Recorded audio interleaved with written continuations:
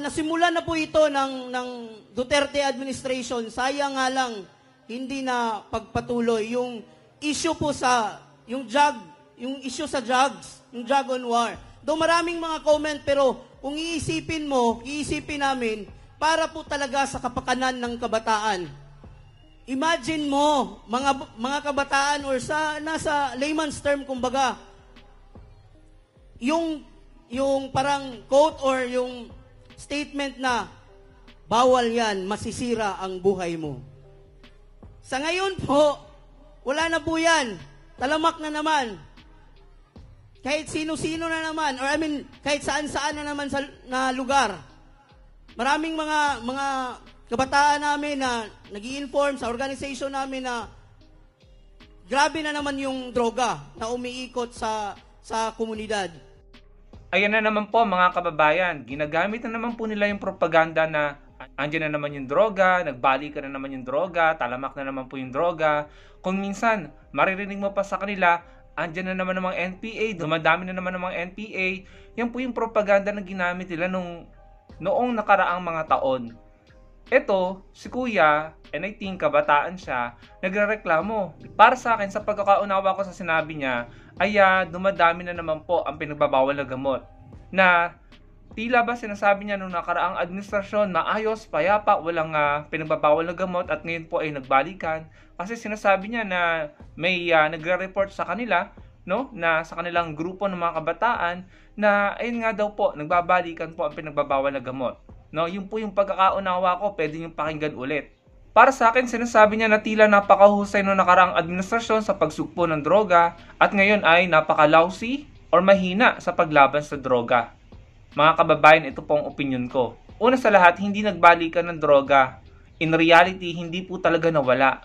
Dahil hindi ba sinabi niyo na 3 to 6 months tapos yan? Pero kahit kayo, umamin, yung mga pinuno nyo umamin na hindi kaya. Kahit pa ang dami nang namatay, mapa-inosenteng nadamay, mapa-totoo, legit na gumagamit or pusher, mapa-sahani ng mga kapulisan, ang dami pong nagbuwis ng buhay, pero hindi naman talaga nawala. At yan ang totoo, hindi nawala, hindi natigil. Kaya wag mong sabihin or wag nyo sabihin, kayo sa kubol nyo, mga DDS, wag nyo sabihin na nagbalikan. Dahil in reality, hindi talaga nawala. Kahit yung mga nagpatupad ng giyera laban sa droga na yan, aminado na hindi tagumpay ang kampanya laban sa droga. Tsaka paano kami maniniwala sa'yo, Kuya? No?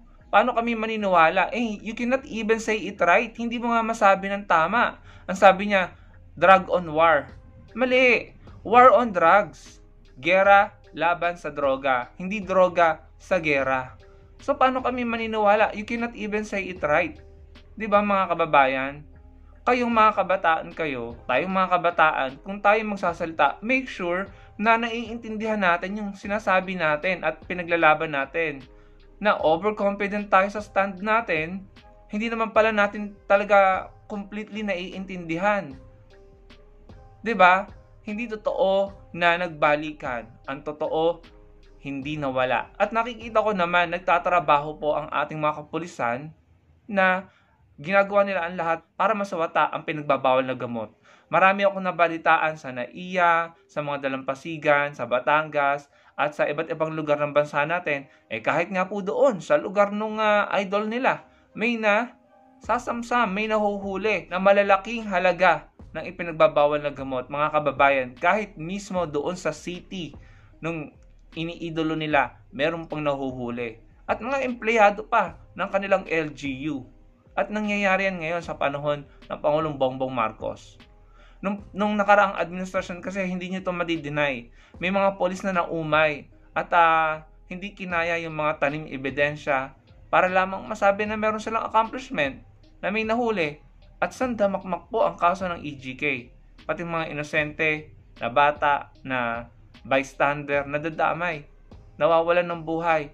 Ganon din sa hanin ng mga kapulisan. Nagbubuhay sila ng buhay. Pero, in reality, worth it ba? Hindi, dahil mismo sa hanin ng kapulisan, may mga sangkot sa pagbebenta ng ipinagbabawal na gamot. May mga politiko na involved. Na mayroon pa nga mga na involved sa mga warehouse na nahuhuli Pero nasaan sila ngayon? Hindi sila makita.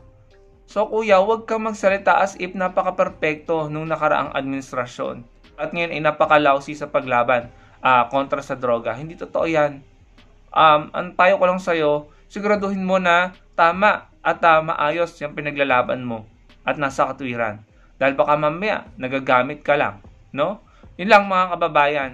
Tama na, no? Nagtatrabaho ang ating gobyerno para maging payapa yung ating bansa. Ginagawa po ng kasalukuyang gobyerno at ng ating kapulisan.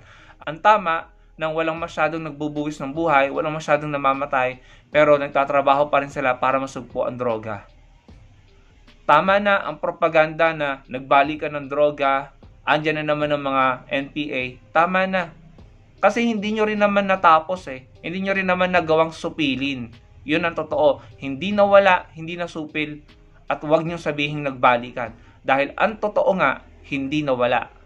Kayo mga kababayan, maniniwala pa ba kayo sa mga ganyang pahayag na andyan na naman, nagbalikan na naman? Ano pong masasabi nyo? Ilagay nyo lang sa comment section.